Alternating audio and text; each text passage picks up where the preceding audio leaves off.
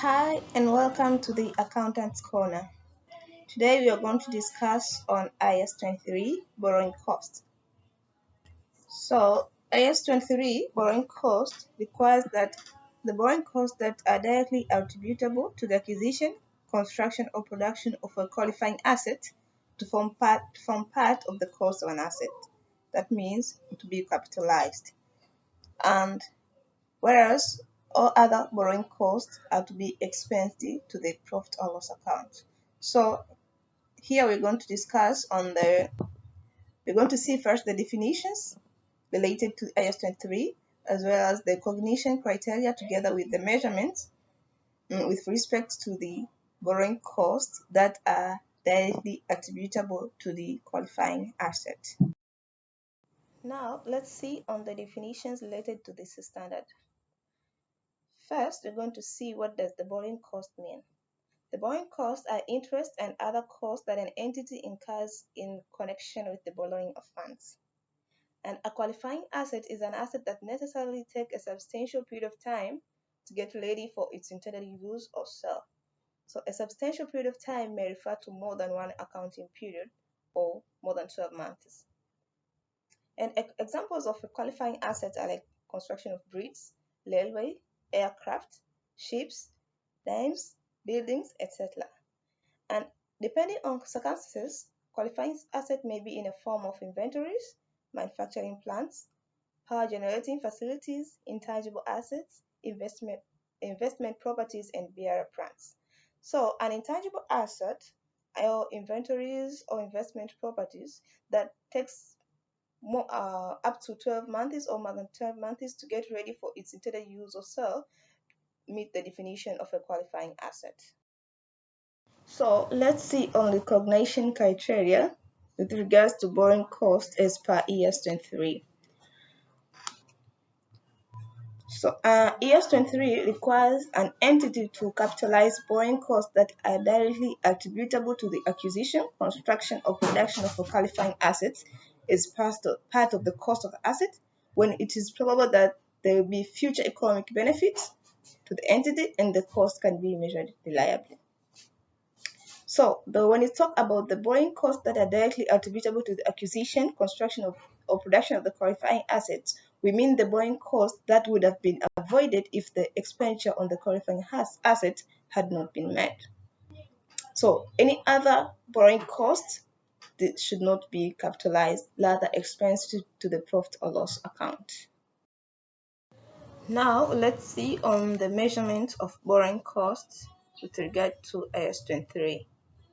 So here on measuring borrowing costs, it depends on whether the funds were borrowed specifically to finance the qualifying assets or the funds were generally acquired from different sources. Yeah, two or more sources to finance the qualifying asset.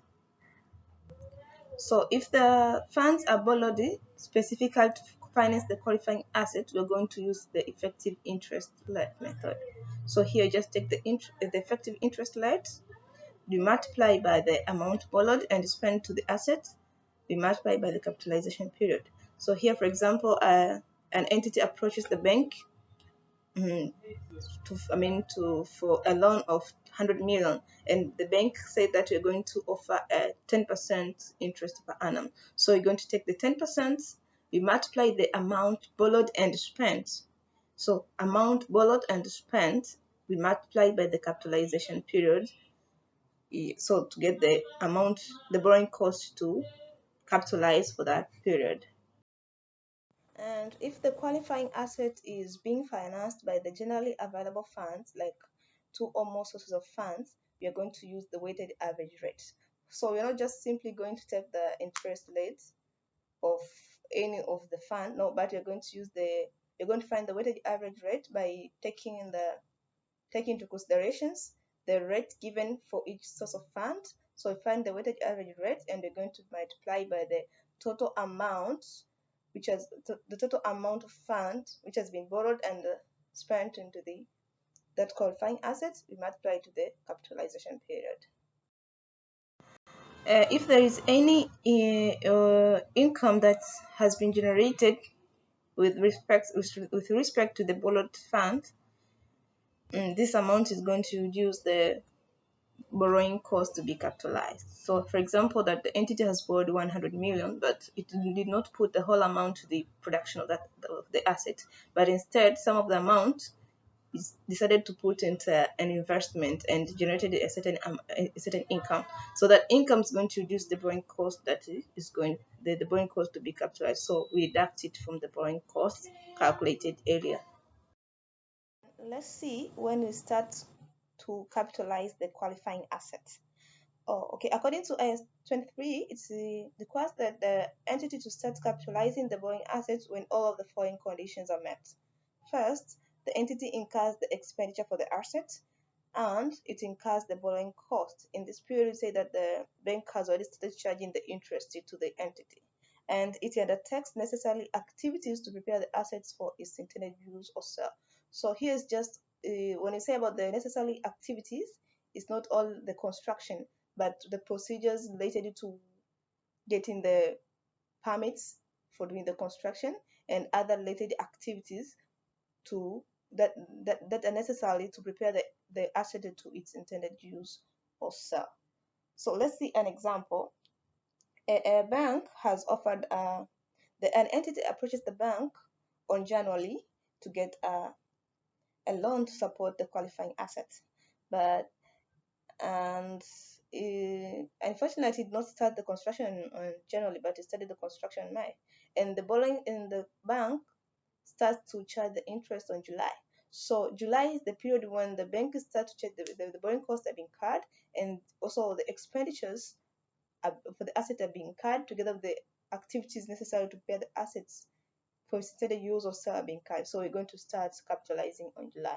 But what if the bank start to charge the interest on January, and the activities for the assets start to be conducted on May? So for the period between January and May, we're not going to capitalize, but we expense the borrowing cost to the profit and loss account. And capitalization shall start on May when all the three conditions are met. Okay, so AS 23 also speaks about the suspension of capitalization of borrowing cost. Here, the entity shall suspend the capitalization of borrowing cost if during the extended periods in which the active development of the qualifying asset is suspended or interrupted, let's say due to labor strike. Okay, for example, uh, the preparation of the assets would take up maybe 1.5 years, but in between there are 2 months when the the activities with regard to the preparation of that asset stopped for like 2 months due to labor strike, or let's say there's materials shortage, or any factor that would have been controlled. So in this period, we are going to suspend the capitalization of the assets. So in this period, the borrowing costs are going to be expensed. Yeah, but if the suspension of the activities were due to normal production process, they say due to a temporary delay is necessary as the part of the production. Here we're not going to suspend capitalization. Also, if the entity carries substantial technical and administrative work, so here we're going to proceed with the capitalizing the borrowing cost. Now let's say, when do we cease to capitalize borrowing costs? IAS 23 requires an entity to cease capitalizing the borrowing cost when substantially all the necessary activities required to prepare the assets for its intended use or sale are complete. Lastly, let's see on the disclosure requirements. So IAS 23 requires an entity to disclose first the amount of borrowing costs capitalized during the period and the capitalization rate used to determine the amount of borrowing costs eligible for capitalization. So this marks the end of our review on to IAS 23. I welcome you for the next videos. Don't forget to subscribe into our channel.